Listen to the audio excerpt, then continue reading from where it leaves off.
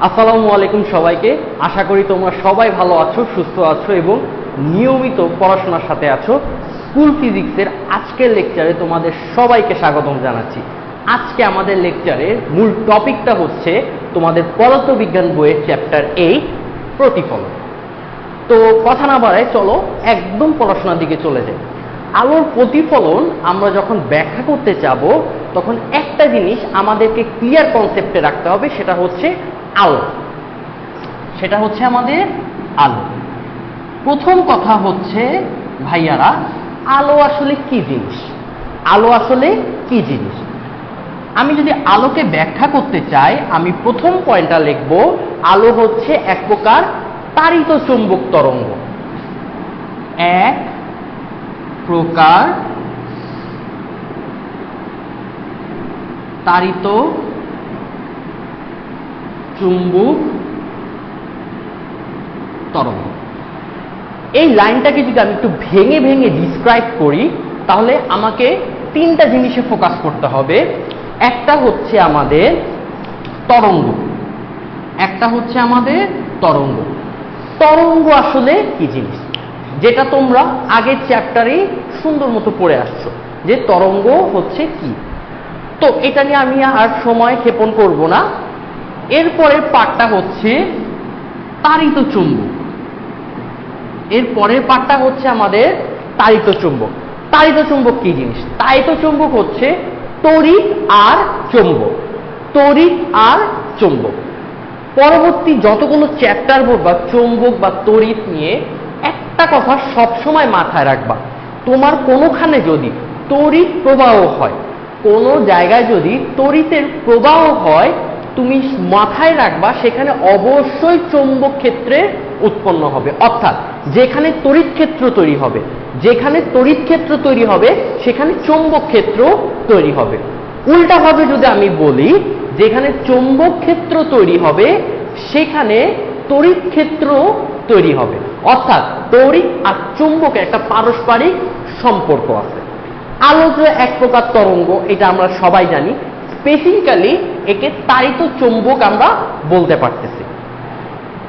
যখন তোমরা 11-12 উঠবা, এই তাড়িত চুম্বকের একদম স্পেশাল কনসেপ্টে তোমরা হাত দিতে পারবা। তোমরা 9-10-এ 1 ডাইমেনশন আর 2 ডাইমেনশন নিয়ে সব থেকে বেশি আলোচনা করো, স্পেশালি 1 ডাইমেনশন নিয়ে। কিন্তু যখন 11-12 উঠবা তখন তোমাদের অলমোস্ট জিনিস 3 ডাইমেনশনে আলোচনা করা হবে। 3 ডাইমেনশনে এই তাড়িত চুম্বক নিয়ে খুব সহজভাবে ব্যাখ্যা করা যাবে। কিভাবে? গল্পের মাধ্যমে মনে রাখো এইটা। 3 ডাইমেনশন বলতে কি বোঝায়? 3 ডাইমেনশন বলতে বোঝাচ্ছে আমরা যে ম্যাথ করি না ছক কাগজে এক্স অক্ষ ওয়াই অক্ষ বরাবর, ঠিক আছে? আমরা কি করি? ছক কাগজে এক্স অক্ষ এটাকে নেই, ওয়াই অক্ষ এটাকে নেই। অর্থাৎ কোনো পয়েন্ট ডিনোট করতে, কোনো পয়েন্ট ডিনোট করতে আমরা দুইটা অক্ষর সাহায্য নিই। একটা হচ্ছে এক্স অক্ষ আর একটা হচ্ছে ওয়াই অক্ষ। এটাকে বলা হয় 2 ডাইমেনশন। এটাকে বলা হবে ভাইয়া কি? 2 ডাইমেনশন, ঠিক আছে? আচ্ছা, যখন তোমরা আরেকটু স্পেসিফিক্যালি চিন্তা করবা, আমাদের সবকিছু কিন্তু এখন বর্তমানে 3 ডাইমেনশনে। আমি যে তোমাদের সামনে দাঁড়ায় রয়েছি এটা কিন্তু তোমরা আমাকে 3 ডাইমেনশনে দেখতে পারতেছো। আমরা কিন্তু 2 ডাইমেনশনে কিছু দেখতে পাই না। আমরা যখন বোর্ডে লিখি শুধুমাত্র তখন আমরা 2 ডাইমেনশন বা 1 ডাইমেনশন হিসেবে চিন্তা করতে পারি। আমি যদি এখন 3 ডাইমেনশনের দিকে যাই, তার মানে কোনো বস্তুকে প্রকাশ করতে আমাকে 3টা অক্ষের সাহায্য নিতে হবে। কোনো বস্তুকে প্রকাশ করতে কয়টা অক্ষ ভাইয়া? আবার বলো। 3টা অক্ষের সাহায্য নিতে হবে। ধরলাম এটা হচ্ছে আমাদের এক্স অক্ষ, এটা হচ্ছে আমাদের এক্স অক্ষ। এর সাথে দেখো 90 ডিগ্রি কোণে কে আছে? এক্স অক্ষের সাথে 90 ডিগ্রি কোণে কে আছে? ওয়াই অক্ষ আছে। সুতরাং আমি যদি এই বরাবর এক্স অক্ষ নেই, এটার সাথে 90 ডিগ্রি কোণে আমি নিচ্ছি ভাইয়া ওয়াই অক্ষকে, ঠিক আছে? দেখো এটার সাথে ঠিক 90 ডিগ্রি কোণে আমি ওয়াই অক্ষকে নিচ্ছি। এটা হয়ে গেছে আমাদের 2 ডাইমেনশন। এটা হয়ে গেছে ভাই আমাদের 2 ডাইমেনশন। এখন আমি যদি 3 ডাইমেনশনের দিকে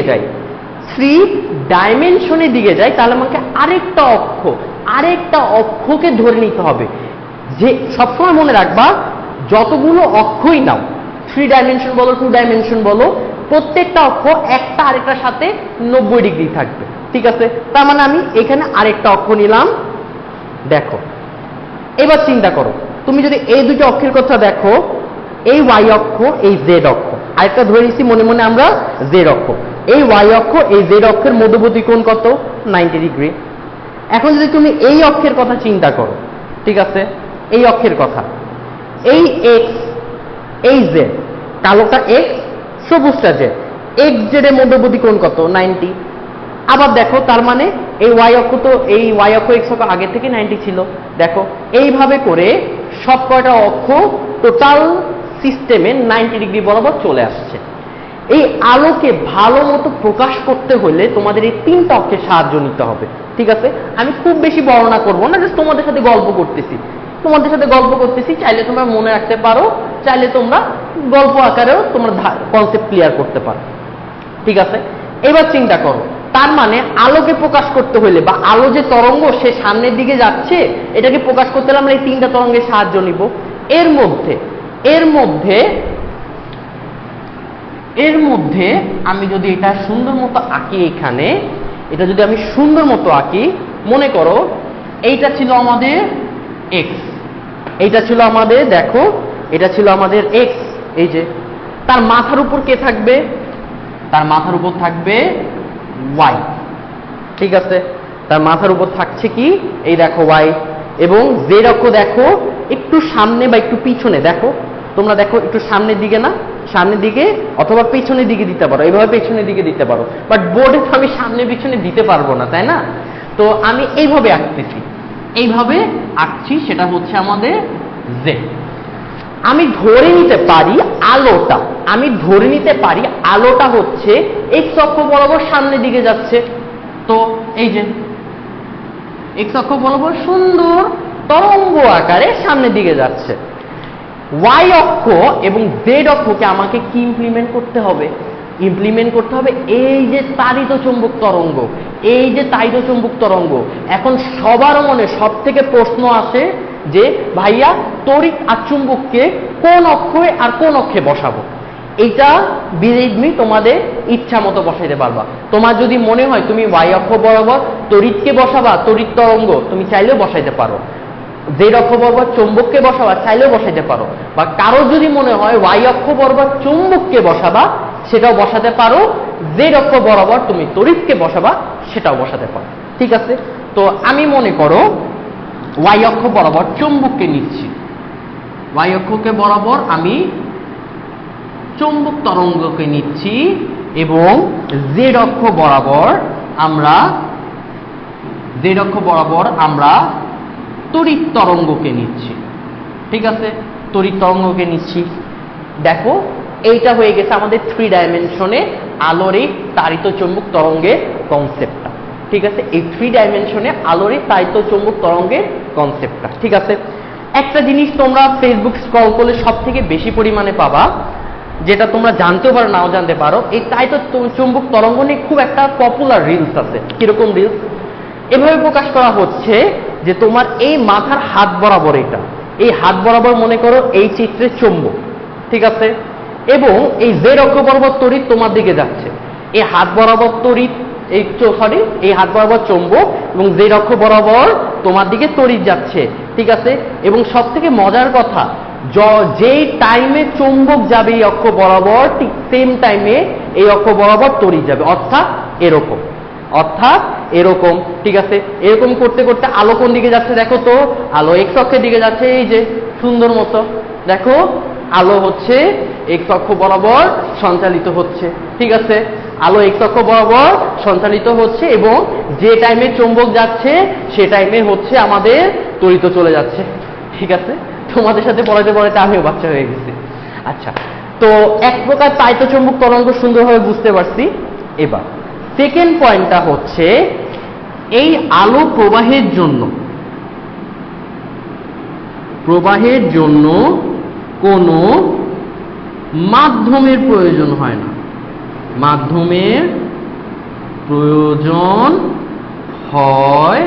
না। ঠিক আছে, এই যে সূর্য থেকে আলোর যে সোর্স আমাদের পৃথিবীতে, এই আলোর সোর্সটা কি বলতো ভাইয়া? সূর্য থেকে আলো আসতেছে। সূর্য থেকে মহাশূন্য অতিক্রম করে বা মহাকাশ অতিক্রম করে পৃথিবীতে আলো এসে পড়তেছে। এই সূর্য থেকে যে পৃথিবীতে আলো পড়তেছে বা আলো আসতেছে, এই ট্রাভেলটাকে একদম আপনার ভ্যাকুয়াম স্পেস বা শূন্য মাধ্যমে হচ্ছে না। শূন্য মাধ্যমকে আমরা নর্মালি শূন্য মাধ্যম বলি, বাট এটা কোনো কিন্তু মাধ্যমে ক্রাইটেরিয়ায় পড়ে না।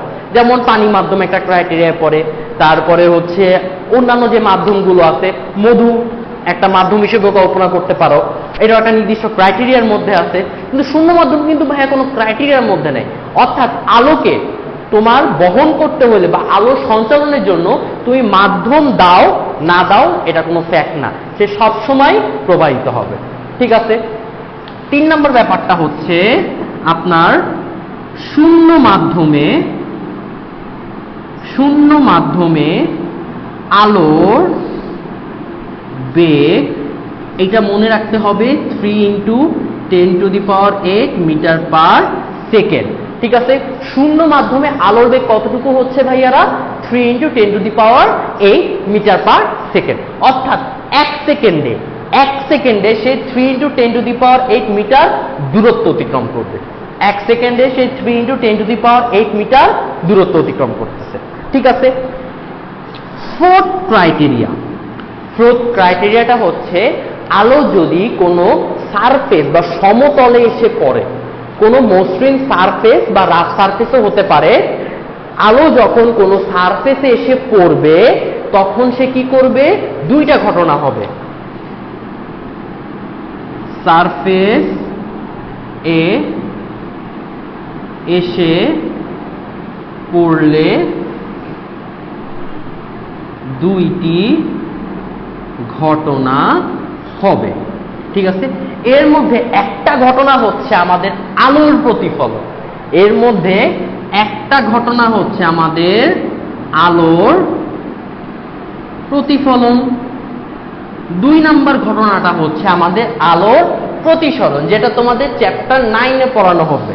ঠিক আছে। চ্যাপ্টার 9-এ তোমাদের পড়ানো হবে আলোর প্রতিসরণ। ঠিক আছে। মোটামুটি হচ্ছে এটা আলোর ক্রাইটেরিয়া। আমরা প্রত্যেকটা পয়েন্ট ভেঙে দেখলাম।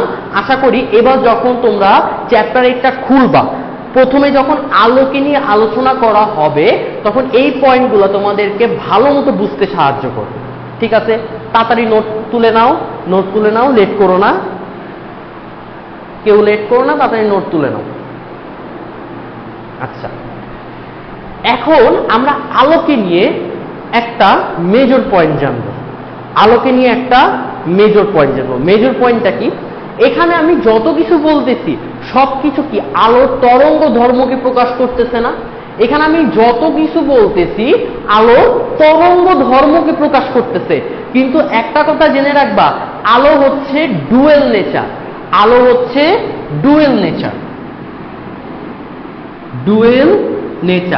আমাদের ফোনের ডুয়েল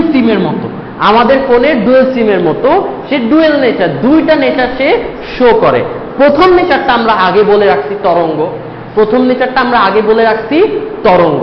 দ্বিতীয় নেচারটা হচ্ছে, প্রথম নেচারটা আমি দিতে পারি আমাদের তরঙ্গ ভাইয়াকে, আর দ্বিতীয় নেচারটা হচ্ছে কণা ধর্মটা তোমরা 11-12-এই পড়তে পারো। ঠিক আছে। 11-12-এ পড়বা, আপাতত এটা জানার দরকার নেই।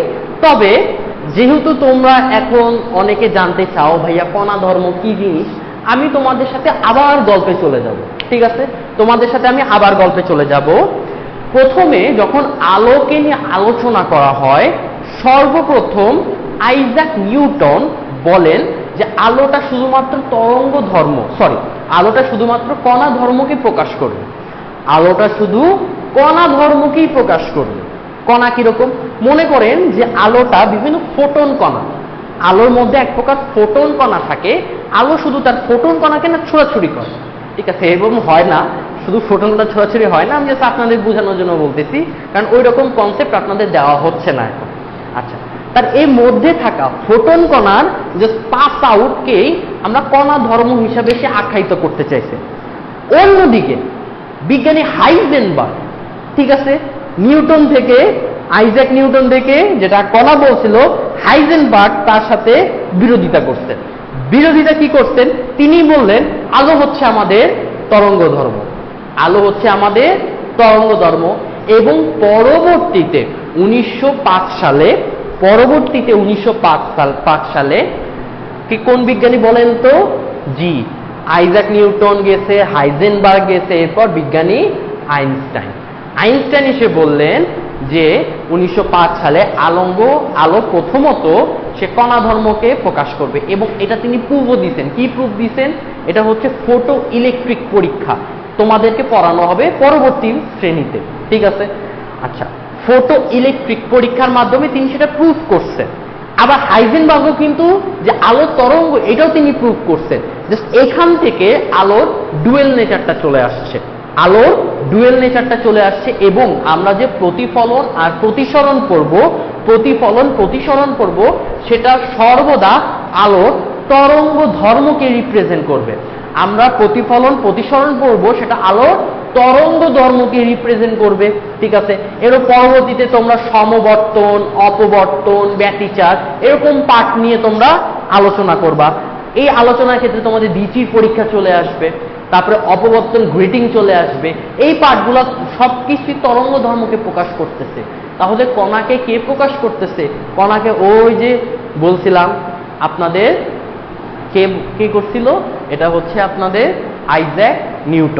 আইজাক নিউটন বা বিজ্ঞানী হচ্ছে আইনস্টাইন যে ফটো ইলেকট্রিক ইফেক্ট বা ফটো ইলেকট্রিক যে পরীক্ষণ, এই পরীক্ষণের মাধ্যমে যে আপনার আলোর কণা, এই কণাকে রিপ্রেজেন্ট করছে, এটাও আপনাদের পড়ানো হবে, ঠিক আছে? সুতরাং আমরা আলো নিয়ে অনেক গল্প করে ফেললাম, ঠিক আছে? সুন্দর মতো নোট করে ফেলেন। আমরা পরবর্তীতে চলে যাচ্ছি আমাদের মূল টপিকে, ঠিক আছে? মূল টপিকটা কি? এবার আমরা দেখব অ্যাকচুয়ালি প্রতিফলন কি। ওকে,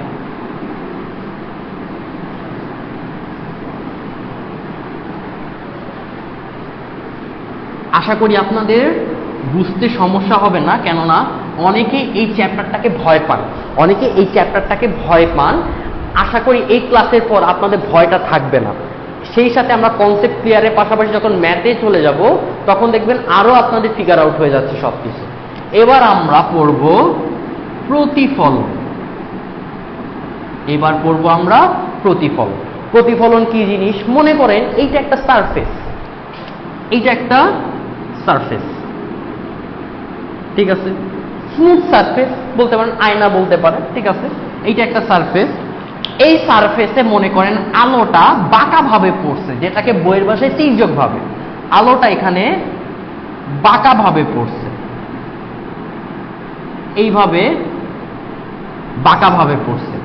এবং দেখবেন সে যেভাবে তির্যক ভাবে এসে পড়তেছে, যেভাবে বাঁকা ভাবে এসে পড়তেছে, সে সেইভাবেই সে ব্যাক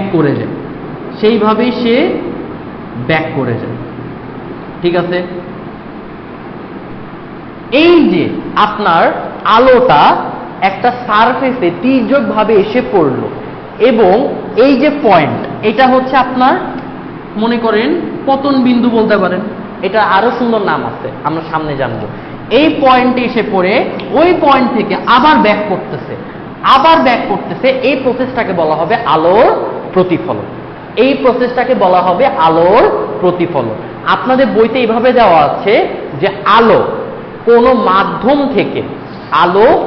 মাধ্যম থেকে কোনো সমতল পৃষ্ঠে পতিত হওয়ার পর যদি সেই মাধ্যমে আবার ব্যাক করে, ঠিক আছে?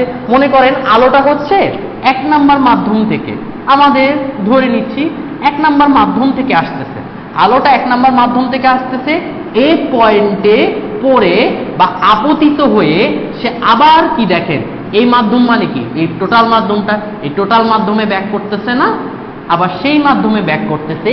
এই প্রসেসটাকে বলা হবে আলোর প্রতিফলন, ঠিক আছে?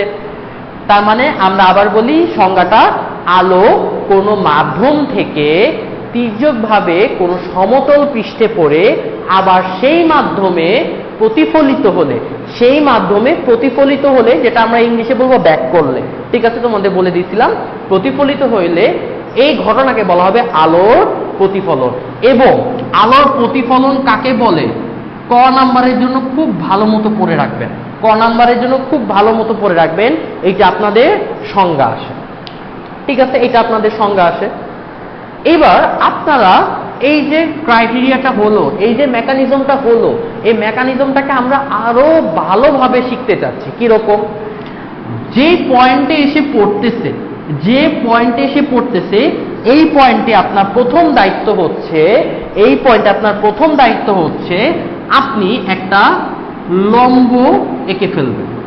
ঠিক আছে, এই পয়েন্টে এসে পড়ছে, এই পয়েন্টে আপনি লম্ব আঁকছেন কার সাপেক্ষে? এই যে আপনার সমতল যে দর্পণটা বা সমতল সারফেস বা প্লেন সারফেস, এই সারফেসের সাথে আপনি 90 ডিগ্রি করে একটা লম্ব এঁকে ফেলবেন। এবং বইয়ের ভাষায় এই লম্বটাকে বলা হবে অভিলম্ব। বইয়ের ভাষায় এই লম্বটাকে বলা হবে আমাদের অভিলম্ব।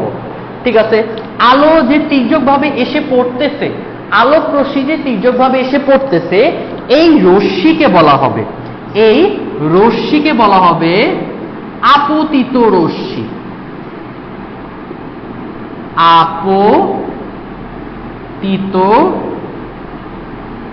রশ্মি।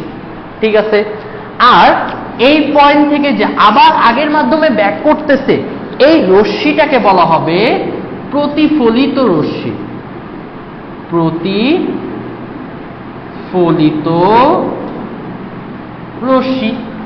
আপতিত রশ্মি, প্রতিফলিত রশ্মি।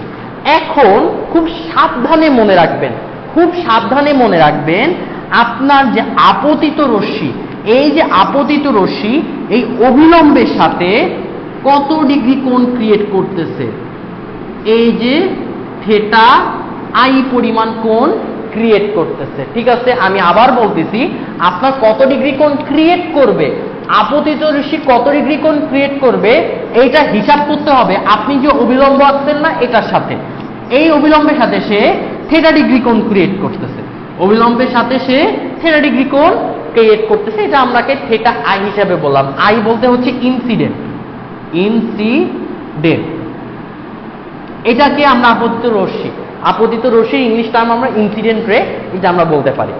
এবং আপনি যেহেতু আপতন কোণটাকে আপনি অভিলম্বের সাথে রাখতেন, প্রতিফলিত রশ্মি অভিলম্বের সাথেও কোণটা আপনাকে ডিনোট করতে হবে। তো আপনার এটা হচ্ছে অভিলম্ব, এটা হচ্ছে প্রতিফলিত রশ্মি, এটার মধ্যকার কোণ হয়ে যাবে আপনার থিটা আর। এই আর হচ্ছে আপনার রিফ্লেকশন। ঠিক আছে, এই আর হচ্ছে আপনার রিফ্লেকশন। সুতরাং এখান থেকে আমরা কি বলতে পারি? আমাদের এখান থেকে বলতে পারি থিটা আই হচ্ছে অভিলম্বের সাথে আপতিত রশ্মির মধ্যকার কোণ। আর থিটা আর ছিল আমাদের অভিলম্বের সাথে প্রতিফলিত রশ্মির মধ্যকার কোণ। ঠিক আছে, তো আমরা মোটামুটি এই টোটাল এই প্রতিফলনের কনসেপ্টটা ঠিকভাবে জেনে নিলাম। ওকে, তো তুলে ফেলেন সুন্দর মতো। আমরা এবার আবার সামনের দিকে চলে যাব।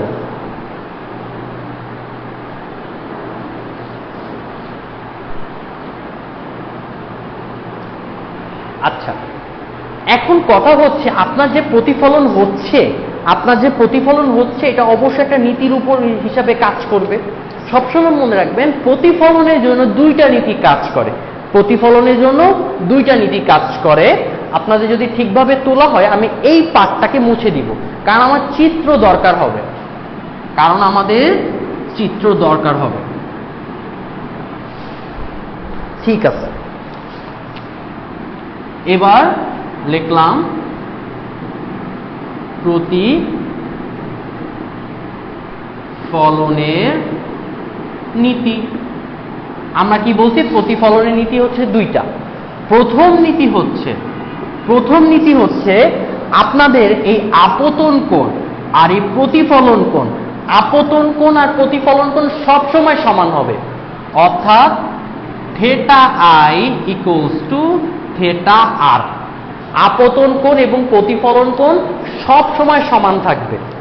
দ্বিতীয় পয়েন্টটা হচ্ছে আপনার এই আপতিত রশ্মি, আপনার এই আপতিত রশ্মি, আপনার এই প্রতিফলিত রশ্মি, আপতিত রশ্মি, প্রতিফলিত রশ্মি এবং আপতন বিন্দুতে এইবার চলে আসেন, এই যে পয়েন্টটা না, এই পয়েন্টটাকে বলা হবে আপতন বিন্দু। এই আপতন বিন্দুতে আমরা কি আসছিলাম, একটা অভিলম্ব আসছিলাম, তারা একই সমতলে থাকবে। অর্থাৎ মনে করেন, আপনাদের বোঝানোর জন্য এবার একটা আয়নায় নিয়ে আসছি, একদম আপনাদের বোঝানোর জন্য আয়নায় নিয়ে আসছি। মনে করেন এই যে আয়নাটা, এই যে একটা প্লেন সারফেস, ঠিক আছে? কোন রশ্মি যদি এভাবে তির্যকভাবে পড়ে, তাহলে সে এই মাধ্যমে তির্যকভাবে এভাবে ব্যাক করবে, ঠিক আছে? কোন রশ্মি যদি এভাবে তির্যকভাবে পড়ে, সে এই তির্যকভাবে ব্যাক করতেছে। মিলায় দেখেন, ঠিক আছে? মিলায় দেখেন, এবার এভাবে তির্যকভাবে আসতেছে, তির্যকভাবে ব্যাক করতেছে, এবং এই সারফেসের উপর কি একটা লম্ব আসছি না? এই লম্ব না আঁকলে আমরা কিন্তু এই আপতন কোণ আর প্রতিফলন কোণ কিন্তু বের করতে পারতাম না। তার মানে চিন্তা করেন, আপনার এখান থেকে আসা আপতিত রশ্মি, এখান থেকে ব্যাক করা প্রতিফলিত রশ্মি, এবং আপনার অভিলম্ব কি এই টোটাল সারফেসের উপর আছে, অভিলম্ব এই টোটাল সারফেসের উপর আছে। এখানে এইটাই হচ্ছে আমাদের দ্বিতীয় নীতি, যে আপতিত রশ্মি,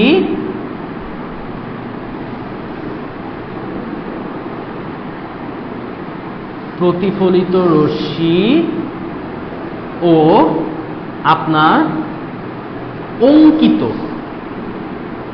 অঙ্কিত যেটা আমরা আঁকছিলাম, অঙ্কিত অভিলম্ব একই সমতলে থাকবে, ঠিক আছে? একই সমতলে থাকতেছে। তো প্রতিফলনের নীতিটা আশা করি আমরা বুঝতে পারছি। তো সুন্দর মতো তুলে ফেলেন নোট। এরপরে আমরা চলে যাব আবার সামনে।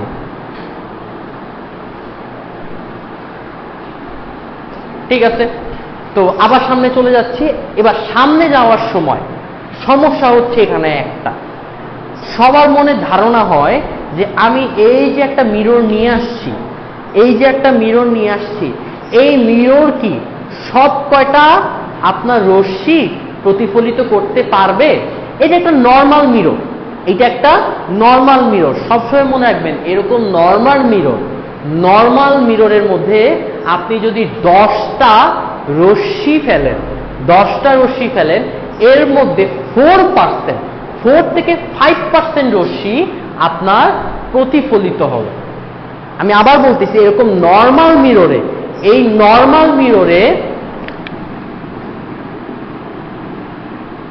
নর্মাল গ্লাসে শুধুমাত্র 4% থেকে 5% রশ্মি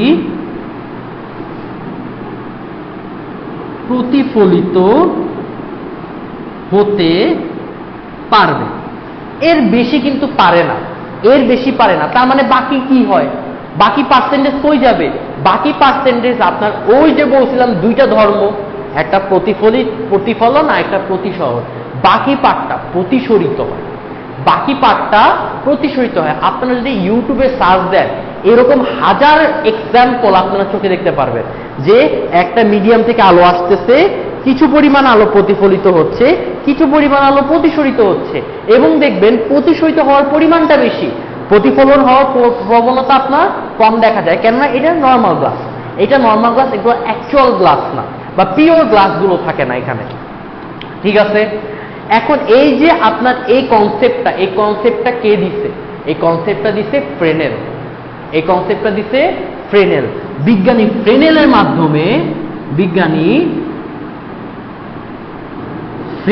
মাধ্যমে এই উপরে কনসেপ্টটাকেই আমরা বের করতে পারছি, ঠিক আছে? বিজ্ঞানী ফ্রেনেলের মাধ্যমে উপরে কনসেপ্টটাকে আমরা বের করতে পারছি। তো আশা করি আপনার প্রতিফলন এবং প্রতিফলনের নীতিটা আপনারা সুন্দরভাবে বুঝতে পারছেন। রিডিং করলে আপনারা যখন বইটা রিডিং করবেন দেখবেন পুরোটা লাইন এই টোটাল কনসেপ্টের উপর ডিপেন্ড করেই হচ্ছে, পুরোটা লাইন আপনার এই টোটাল কনসেপ্টের উপর ডিপেন্ড করেই হচ্ছে। ওকে, এরপরে আমরা চলে যাব হচ্ছে আপনার সারফেস কিরকম হইতে পারে বা সমতল, সমতল কিরকম হইতে পারে। মুছে দেই আমি।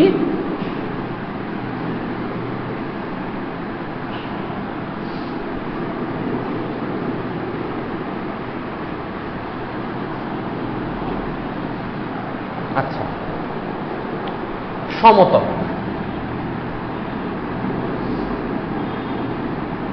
সমতল মেইনলি দুই রকম হইতে পারে। একটা হচ্ছে নিয়মিত, আর একটা হচ্ছে অনিয়মিত। নিয়মিত বা অনিয়মিত।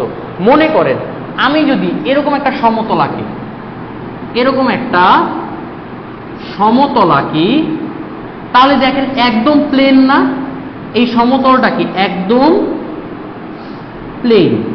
প্লেন না, একদম প্লেন, স্মুথ। এই স্মুথ প্লেনের উপর মনে করেন আপনার এখানে একটা যদি যেই কোণে রশ্মি আপতিত হবে, যেই কোণে রশ্মি আপতিত হবে ঠিক সেই কোণে রশ্মি ব্যাক করবে, ঠিক সেই কোণে রশ্মি ব্যাক করবে। আরেকটা জিনিস দেখেন, আমি এবার একাধিক আলো নিয়ে করব। এবার এই একটা আলো নির্দিষ্ট কোণে পড়লো, নির্দিষ্ট কোণে আপতিত হইলো, যে কোণে আপতিত হবে সেই কোণেই ব্যাক করবে, যে কোণে আপতিত হচ্ছে সেই কোণেই ব্যাক করতেছে।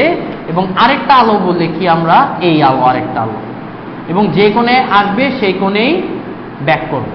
এইবার চিন্তা করেন তো, চিত্রটা খুব সুন্দর লাগতেছে তাই না? আচ্ছা, এইবার দেখেন আপনার এই পার্টটা হচ্ছে, এই পার্টটা হচ্ছে আপতিত রশ্মির পার্ট, আর এই পার্টটা হচ্ছে প্রতিফলিত রশ্মির পার্ট। এবার দেখেন এক একটা আলো, প্রতিটা আলো যে কোণে আপতিত হইছে ঠিক সেম কোণে প্রতিফলিত হইছে। এই পাশে যে আলোক রশ্মির গুচ্ছটা বা আপতিত রশ্মির গুচ্ছটা একটা একই সমান্তরাল লাগতেছে, মনে হয় একই সমান্তরালভাবে একসাথে পড়তেছে। আবার দেখেন প্রতিফলিত হচ্ছে সে একই সমান্তরালে ব্যাক করতেছে, একই সমান্তরালে ব্যাক করতেছে। যেই সারফেস আপনার এরকম স্ট্রাকচার দিতে পারে সেটাকে বলা হবে নিয়মিত।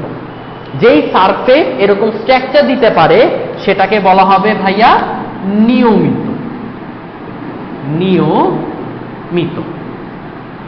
ওকে, তার মানে নিয়মিত পার্টটা বুঝছি। এবং নিয়মিত পার্ট কাকে বলে? নিয়মিত সমতল বা নিয়মিত এই পার্টগুলা কাকে বলে? ক মার্কের জন্য খুব ভালো মতো দেখবেন, ক মার্কের জন্য খুব ভালো মতো দেখবেন। এখন আমি মনে করেন চলেন অনিয়মিতর দিকে চলে যাই। অনিয়মিত কি জিনিস? মনে করেন এই পার্টটা হচ্ছে, এই পাশে আমি আঁকি, মনে করেন এরকম এবড়ো খেবড়ো,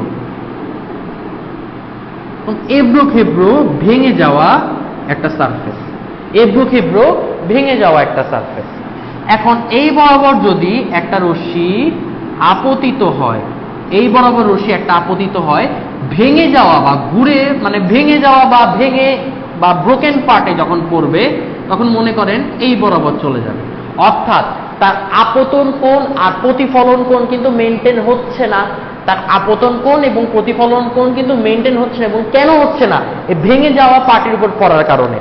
আরেকটা মনে করেন যদি এই বরাবর আসে, সে মনে করেন এই বরাবর চলে যাবে, ঠিক আছে।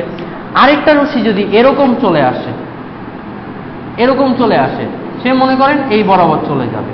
এইবার দেখেন আলোগুলো, আলোগুলো এক সমান্তরালে আসতেছে, কিন্তু আপনার যে আপতিত রশ্মি, আপতিত রশ্মি কিন্তু এক সমান্তরালে আসতেছে, কিন্তু প্রতিফলন কিন্তু এক সমান্তরালে হচ্ছে না, প্রতিফলন কিন্তু এক সমান্তরালে হচ্ছে না।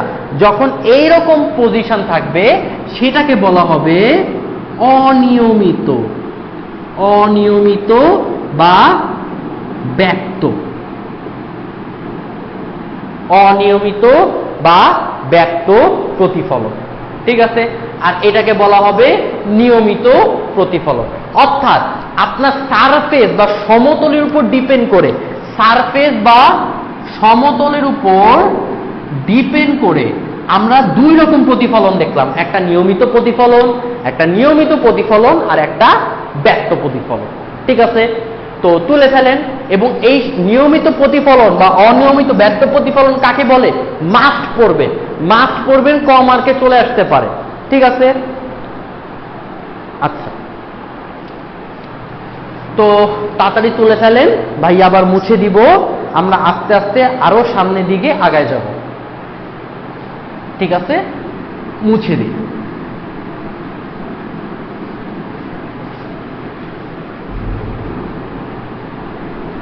এরপরে যে পার্টটা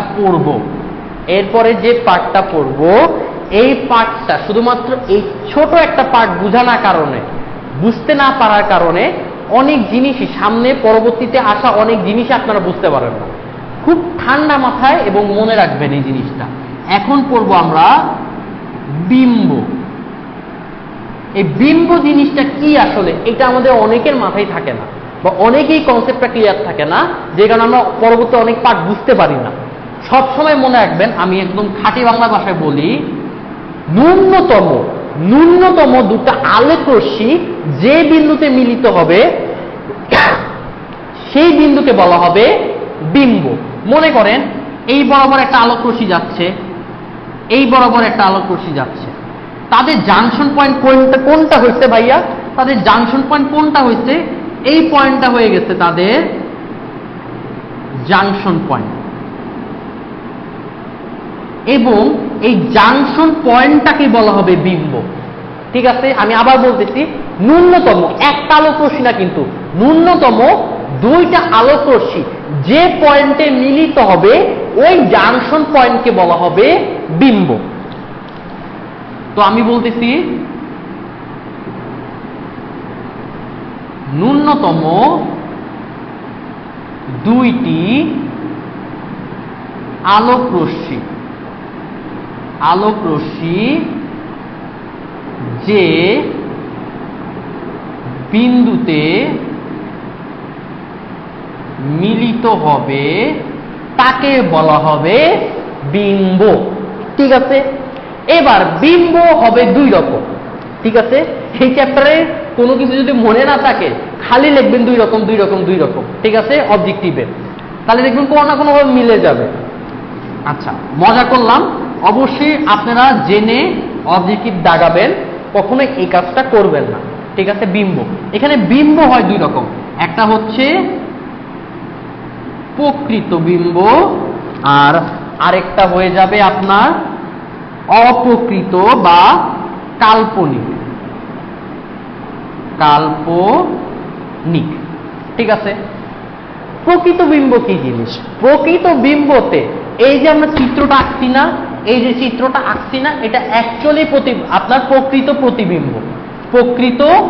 বিম্ব বা প্রতিবিম্ব যেটাই বলেন, প্রকৃত বিম্ব।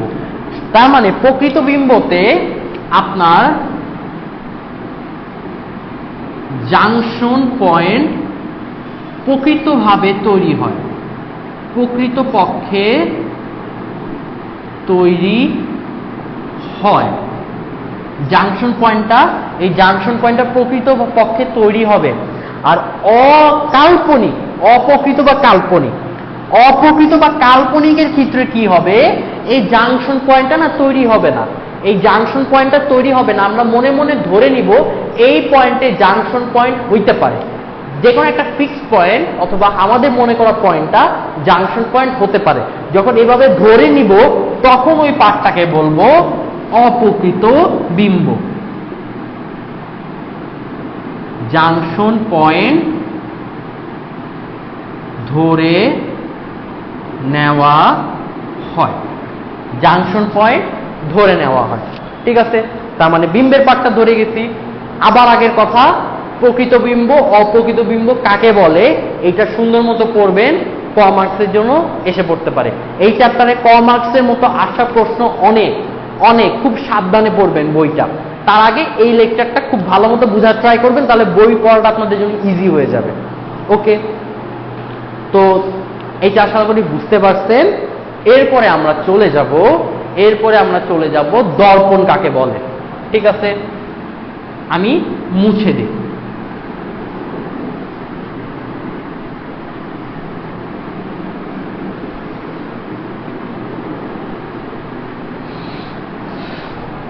ওকে, দর্পণ।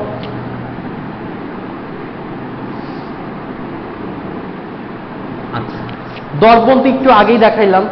মনে করেন আমি যদি আরো ভালো মতো দেখাই, এইটা হচ্ছে আপনার যদিও প্লেন, মানে আপনার প্লেন মিরর বা প্লেন সারফেসকে আপনার সুন্দর মতো হচ্ছে ওরা গোল ভাবে কেটে এইটাকে হচ্ছে আপনার অ্যাকচুয়াল প্লেন মিরর হিসাবে কনভার্ট করছে, কিন্তু দেখতে অনেকটা গলীয় দর্পণের মতো লাগতেছে। ঠিক আছে, আচ্ছা, এরপরে এই পার্টটা হচ্ছে, এইটা হচ্ছে আপনার অ্যাকচুয়াল দর্পণ যেটা। ঠিক আছে, এইটা একটা দর্পণ, কারণ সুন্দর মতো চেহারা দেখা যাচ্ছে। দেখেন, আপনারা চেহারা দেখতে পারতেছেন, এটা একটা দর্পণ। ঠিক আছে, আবার অনেক সময় দেখবেন বাইকের পাশে, বাইকের যে হ্যান্ডেল, এই হ্যান্ডেলের পাশে একটু উঁচু করা দর্পণ থাকে, একটু উঁচু করা দর্পণ থাকে, অথবা গাড়ির পাশে যে সাইড মিররটা, এই সাইড মিররটা একটু উঁচু করা থাকে। এগুলা কিন্তু আবার সমতল দর্পণ না, এগুলো কিন্তু গলীয় দর্পণ। তার মানে কথা আমরা ভেঙে বলতেছি, দর্পণকে আমরা দুইটা ভাগে ভাগ করতে পারি। দর্পণকে আমরা দুইটা ভাগে ভাগ করতে পারি, একটা হচ্ছে সমতল, আর একটা হচ্ছে আমাদের গলীয়। সমতল আর গলীয়, এই গলীয়কেও না দুইটা ভাগে ভাগ করা যায়, এই গলীয়কেও দুইটা ভাগে ভাগ করা যায়। একটা হচ্ছে আপনার উত্তল, আর একটা হবে আমাদের অবতল। একটা হচ্ছে উত্তল, একটা হচ্ছে আমাদের অবতল। আমি যে বললাম একটু আগে, গাড়ি যে বাইকের পাশে যে এক্সট্রা যে মিরর লাগানো হয়, ওটা উত্তল, ওটা উত্তল। আবার গাড়ি যে সাইড মিররটা থাকে ভাইয়া, ওটাও উত্তল থাকে। আপনারা ধরে দেখবেন, ওটাও অলমোস্ট টাইম উত্তল থাকে। ঠিক আছে, এবার কথা হচ্ছে দর্পণ কি জিনিস। দর্পণ কি জিনিস? দর্পণ হচ্ছে এমন একটা সারফেস বা এমন একটা সমতল, এমন একটা সারফেস যে প্রতিফলন তৈরি করবে।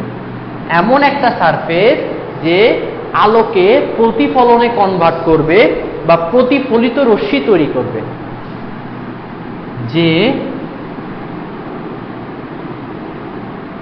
আলোক রশ্মি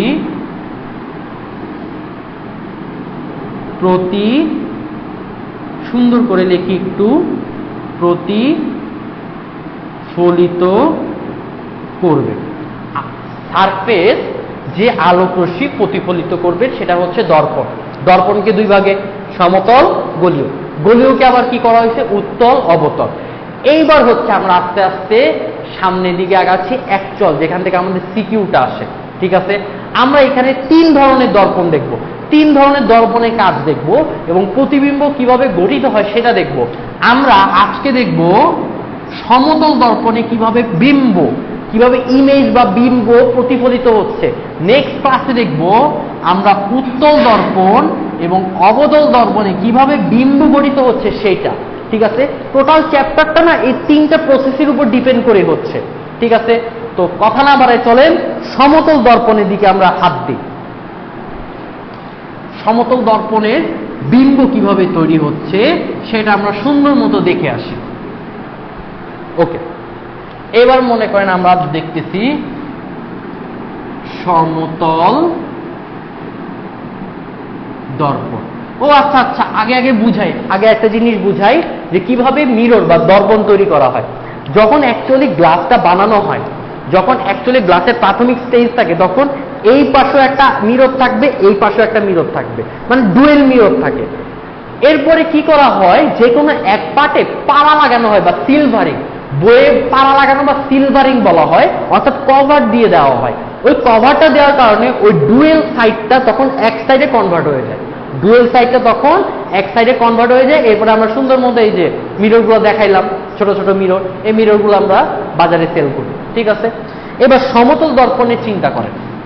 মনে করেন এখানে আমি একটা সমতল দর্পণ অঙ্কন করলাম, সমতল দর্পণ আমি অঙ্কন করলাম, আর এটা হচ্ছে আমাদের ওই যে পাড়া লাগানো সাইড, এটা হচ্ছে আমাদের ওই সিলভারিং বা পাড়া লাগানো সাইড। ঠিক আছে, সিলভারিং বা পাড়া লাগানো সাইড। এইবার মনে করেন এইখানে একটা বস্তুকে রেখে দিচ্ছি, এখানে একটা মনে করেন বস্তুকে রেখে দিছি, এখানে একটা বস্তুকে রেখে দিছি, একই বস্তু। ঠিক আছে, প্রথমে দেখে এই বস্তুর মাথা থেকে একটা আলো সরাসরি এই দর্পণে পড়বে। বস্তুর মাথা থেকে একটা আলো সরাসরি এই দর্পণে পড়বে, সরাসরি দর্পণে পড়তেছে। দর্পণে পড়ার পর ওই সরাসরি ভাবে প্রতিফলিত হবে, সরাসরি ভাবেই প্রতিফলিত হবে, অর্থাৎ ব্যাক করবে। ঠিক আছে, প্রথম পয়েন্টটা হচ্ছে এর মাথা থেকে লাইটটা একদম স্ট্রেইট ভাবে প্লেন সারফেসের উপর পড়বে, যেই ওয়েতে পড়বে সেই ওয়েতে ব্যাক করবে। ঠিক আছে, এটা বুঝতে পারছি। ওকে, তো আমরা কি বলছিলাম, বিম্ব তৈরি হওয়ার জন্য ন্যূনতম দুইটা আলোক রশ্মি লাগে। এইবার দেখেন আমরা কি করতেছি, এইবার একটু কার্ভ ভাবে এই দর্পণের উপর পড়লো, এইবার হবে প্রতিফলন। এই প্রতিফলন আমরা কি জানি, আপতন কোণ যা থাকবে প্রতিফলন কোণ সেম থাকবে। এখানে আমি সুন্দর মতো একটা 90 ডিগ্রি এঁকে ফেলি, এই পয়েন্টটাতে আমি সুন্দর মতো একটা 90 ডিগ্রি এঁকে ফেলি। এই 90 ডিগ্রি আমাদের অবিলম্ব, এবং যতটুকু কোণ করছে সেই কোণে সে ব্যাক করতেছে। দেখেন যতটুকু কোণ করছে, এখানে যতটুকু কোণ করবে সেই কোণেই সে ব্যাক করতেছে। ঠিক আছে, সেই কোণেই সে ব্যাক করতেছে, এইটা। ওকে, এবার একটুখানি চিন্তা করেন, আপনার যখন সে পেছনে আসতেছে তখন সে মনে করেন এই বরাবর পেছনে আসতেছে, যখন সে এখানে প্রতিফলিত হচ্ছে তখন সে এই বরাবর চলে যাচ্ছে। এবার চিন্তা করেন, এইখান থেকে যত দূর সে আসতেছে তত কি আপনার প্রতিবিম্বটা কি বড় হচ্ছে না? বা দুইটা আলোক রশ্মি, এই বরাবর একটা আলোক রশ্মি আসতেছে, এই বরাবর প্রতিফলিত হয়ে আরেকটা আলোক রশ্মি আসতেছে, এই দুইটা আলোক রশ্মি কখনো কি মিলিত হওয়ার সুযোগ আছে? আমি আবার বলতেছি, এই বরাবর এক প্রকার আলোক রশ্মি আসতেছে, এই বরাবর আরেক প্রকার প্রতিফলিত হয়ে আলোক রশ্মি আসতেছে, দুইটা আলোক রশ্মি কখনো মিলিত হবে? জীবনও হবে না। যত যাচ্ছে তার ডিস্টেন্সটা বাড়তেছে। এইটা যে মিলিত হচ্ছে না, অ্যাকচুয়াল মিলিত হচ্ছে না, অর্থাৎ এটা কোন প্রসেসে পড়ে গেছে? দর্পণের, সমতল দর্পণের ক্ষেত্রে প্রকৃত বিম্ব না অপ্রকৃত বিম্ব? কমেন্ট সেকশনে ভাইয়াকে জানাবেন যে এই প্রসেসটা কোন প্রসেসের মধ্যে পড়ে গেছে, প্রকৃত বিম্ব না অপ্রকৃত বিম্ব, সাথে সাথে জানাই ফেলেন। ঠিক আছে, আচ্ছা, যখন দেখবেন এটা মিলতেছে না তখন আমাকে তো মিলাতে হবে। যখন দেখতেছেন এটা মিলতেছে না তখন আমাকে তো মিলাতে হবে। এই কারণে আমি কি করব, এবার যে এই বরাবর যে আপনার প্রতিফলিত মানে আপনার ব্যাক করা যে আলোক রশ্মি, এই আলোক রশ্মি না পর্দার পেছনের দিকে নেওয়ার ট্রাই করব। পর্দার, আমি অন্য কালি দিয়ে লিখি, আমি পর্দার পেছনের দিকে নেওয়ার ট্রাই করব। ঠিক আছে, আর এই বরাবর আলো প্রতিফলিত হচ্ছে না, এটাকেও আমি পেছনের দিকে একটু বর্ধিত করব। এইবার দেখেন, আয়নার পেছনের দিকে নিলে দেখেন তো এই পয়েন্টে, একমাত্র এই পয়েন্টে এই আলোক রশ্মি আর এই আলোক রশ্মি কি হচ্ছে, আপনার জাংশন পয়েন্ট তৈরি হচ্ছে। আর মনে রাখবেন এটা কিন্তু অ্যাকচুয়াল জাংশন পয়েন্ট না, এখানে আপনার জাংশন পয়েন্ট তৈরি হচ্ছে।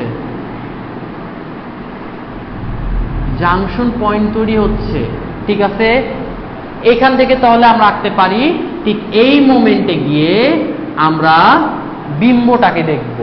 ঠিক আছে, ঠিক এই মোমেন্টে গিয়ে বা এই পয়েন্ট বরাবর আমরা বিম্বটাকে কল্পনা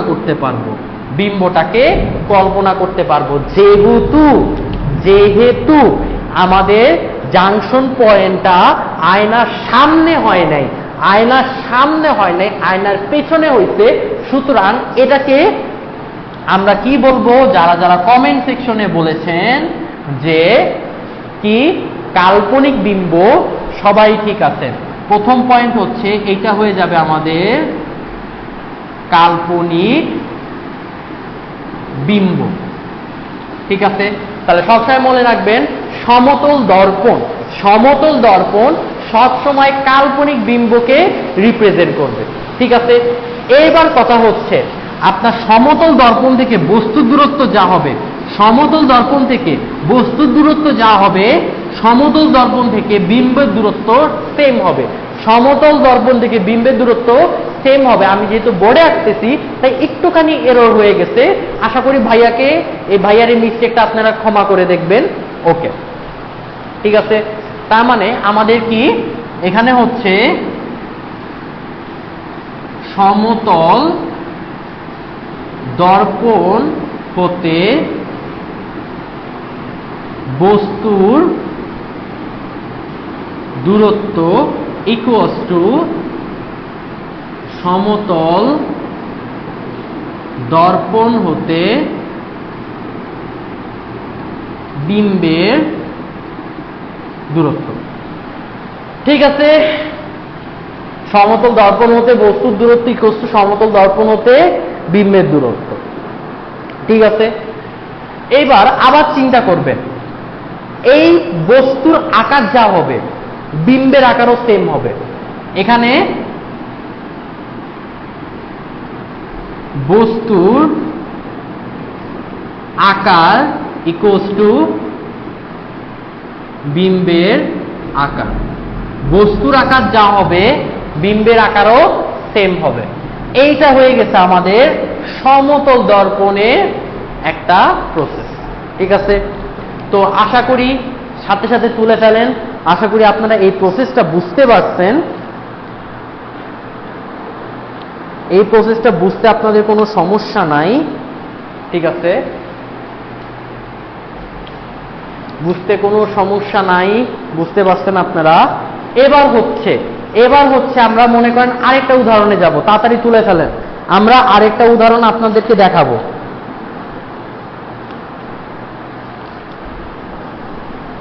ঠিক আছে, তুলে ফেলছেন।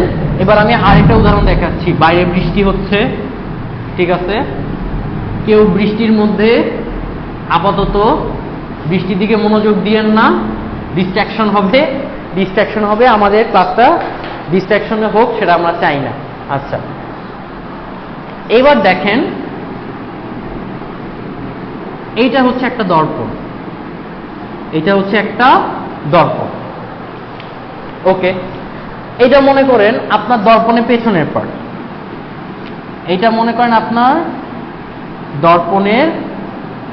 পার্ট, আমি দর্পণটাকে আরেকটু বড় করে দিতে পারি, চাইলে দর্পণটাকে আমি আরেকটু বড় করে দিতে পারি যাতে আপনাদের বুঝতে আরো সুবিধা হয়। ঠিক আছে, এটা হচ্ছে দর্পণের পেছনের পার্ট। ওকে, এইবার আমি দর্পণের সামনে আমি একটা মোমবাতি নিলাম।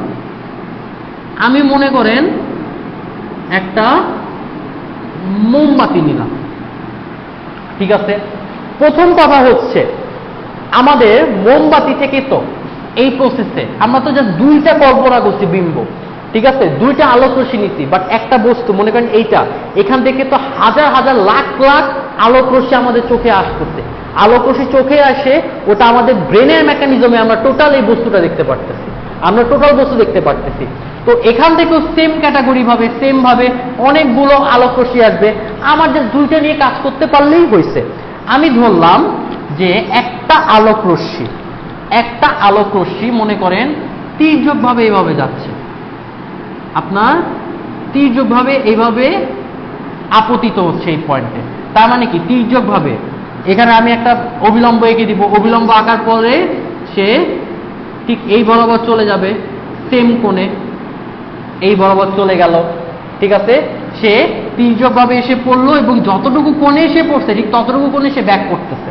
ঠিক আছে, এখন এইবার আমি এই বরাবর একটা আলোক রশ্মি নিয়ে আসবো। ঠিক আছে, আমি এই বরাবর একটা এই পয়েন্ট থেকে তির্যকভাবে একটা আলোক রশ্মি এসে পড়বে, এই পয়েন্টে একটা তির্যকভাবে আলোক রশ্মি এসে পড়বে।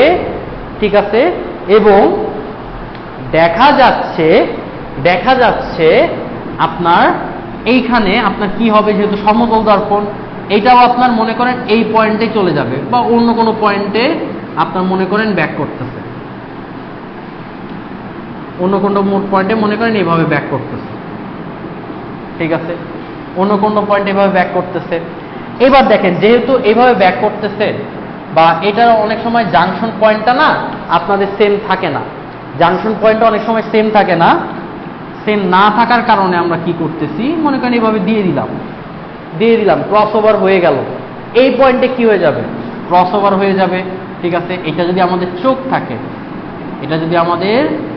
থাকে, আমরা দেখব ঠিক এই মোতাবেক আমাদের আলোটা এসে পড়বে। ঠিক আছে, এখানে যদি আমি আরেকটুখানি ডিসক্রাইব করি, আপনার বই মতো এই পয়েন্টটাকে আপনি পেছনের দিকে বাড়ান, এই পয়েন্টটা যে আমার চলে আসছে, এই পয়েন্টটাকে পেছনের দিকে বাড়ান। দেখেন তো আমার মোমবাতিটা হয়ে গেছে না? পয়েন্টটাকে পেছনের দিকে বাড়ান, দেখেন তো আমার মোমবাতিটা হয়ে গেছে না? ঠিক আছে, তো এই কনসেপ্টটা আমাদের বইতে আছে, কিন্তু সমস্যা হচ্ছে এই কনসেপ্টটা না এই যে ওভারল্যাপ করতেছে, এইখানে এসে ওভারল্যাপ করতেছে। সবচেয়ে বড় কথা, সবাই বলে যে ভাই এখানে তো ওভারল্যাপ করতেছে, এটা তো হচ্ছে আমাদের আসল বা রিয়েল বিম্ব হওয়ার কথা ছিল, কিন্তু কাল্পনিক হইল কেন? কারণ আমরা জানি সমতল কাল্পনিক ছাড়া কিচ্ছু দিবে না। তাই এই কনসেপ্টটা আমি একটু শর্টকাটে বুঝাবো আপনাদের, কিভাবে পরীক্ষায় আঁকবেন আপনারা, কিভাবে পরীক্ষাতে আঁকবেন। প্রথম কথা হচ্ছে আপনি তো এইভাবে একটা আয়না মিরর দিয়ে দিবেন, এই পার্টটা হচ্ছে আপনাদের পেছনের পার্ট। এখানে আপনি কি করবেন, এখানে আপনি একটা মোমবাতি এঁকে ফেলছেন। এইবার দেখেন, আপনি যখন মোমবাতি তির্যকভাবে আঁকতেছেন এবং এইখানেও আরেকটা মোমবাতি, ঠিক সেম মোমবাতি আপনার জাস্ট উল্টাভাবে দিয়ে রাখবেন। এইবার দেখেন, আপনি এই বরাবর তির্যকভাবে মোমবাতি দিচ্ছেন, এই বরাবর আলো তির্যকভাবে আসতেছে। আমি কি করছি, এই পাশে একটা যে মোমবাতি রাখছি তার লেফট হ্যান্ড সাইডে তার উল্টা আরেকটা মোমবাতি রাখছি। এবার দেখেন আলো এভাবে তির্যকভাবে দিচ্ছেন। ঠিক আছে, আলো তির্যকভাবে দিচ্ছেন। এইবার এই মাথা থেকে আপনি এই বরাবর একটা পয়েন্ট আঁকবেন, এই মাথা থেকে এই বরাবর একটা পয়েন্ট দিলেন এবং এই পয়েন্টটা আপনার এই বরাবর ব্যাক করবে।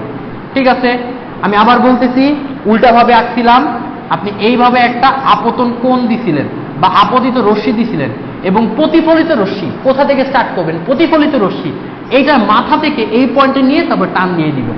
ঠিক আছে, আচ্ছা আমি শর্টকাটে বুঝাচ্ছি, কিন্তু আঁকার প্রসেসটা বলে দিচ্ছি। এইবার সেম প্রসেসে আপনার এই পয়েন্ট থেকে তির্যকভাবে একটা আপনি আপতিত রশ্মি নিলেন, ঠিক সেম এই পয়েন্ট থেকে আপনার তির্যকভাবে একটা আপতিত রশ্মি এখানে চলে যাবে। দেখেন তির্যকভাবে আপতিত রশ্মি চলে যাচ্ছে, দেখেন। ঠিক আছে, তির্যকভাবে আপতিত রশ্মি চলে যাচ্ছে এবং এইখানে আপনার সেই চোখটা আছে, এই দেখেন আমার সুন্দর মতো আঁকাটা হয়ে গেল। সো এইভাবে যদি আপনি সমতল দর্পণটাকে আঁকেন, সমতল দর্পণ শর্টকাটে আঁকেন, আপনার সুন্দর মিলে যাবে। তবে দেখেন এইখানে আমি আপনার যে রশ্মিটা, এই রশ্মিটার কোণটা একটু বেশি নিয়েছিলাম। কোণটা একটু বেশি নেওয়ার কারণে আপনার দেখেন একদম মোমবাতির উপর দিয়ে প্রতিফলিত রশ্মিটা চলে গেছে। মোমবাতির উপর দিয়ে আপনার প্রতিফলিত রশ্মিটা চলে গেছে। আপনি যদি আরেকটু বেঁকা ভাবে নেন বা আরেকটু কোণ ভাবে মনে করেন এই পয়েন্ট বা এই পয়েন্টে নিয়ে আসেন, এই পয়েন্টে ফেলেন, তাহলে দেখবেন এইটা আপনার ডাইরেক্টলি মোমবাতির উপর দিয়ে সুন্দর মতো হয়ে যাবে। ঠিক আছে, তো এই ছিল আমাদের সমতল দর্পণের কনসেপ্টটা, কিভাবে বিম্ব তৈরি হচ্ছে। আশা করি আজকের ক্লাসটা আপনাদের ইন্ট্রোডাকশন ক্লাস ছিল, নামে মাত্র ইন্ট্রোডাকশন, বাট এখানে আমরা অনেক কিছু শিখে ফেলছি যেগুলো আপনাদের বইতে সুন্দরভাবে দেওয়া আছে। এখন আমরা যে টপিকগুলো আলোচনা করছি, আপনি যদি বই রিডিং দেন, আশা করি একদম পানির মতো সোজা হবে। তো আজকের ক্লাস এতটুকুই, আশা করি আপনাদের ভালো লাগছে। ভালো লাগলে অবশ্যই ফ্রেন্ডদের সাথে শেয়ার করবেন এবং কোনো কিছু না বুঝলে কমেন্ট সেকশনে বলবেন, আমি ট্রাই করব ওটা কমেন্ট সেকশনের মাধ্যমে বুঝিয়ে দেওয়ার জন্য। আজকে এতটুকুই, ভালো থাকবেন, সুস্থ থাকবেন এবং ফাঁকিবাজি কম মারবেন। আসসালামু আলাইকুম।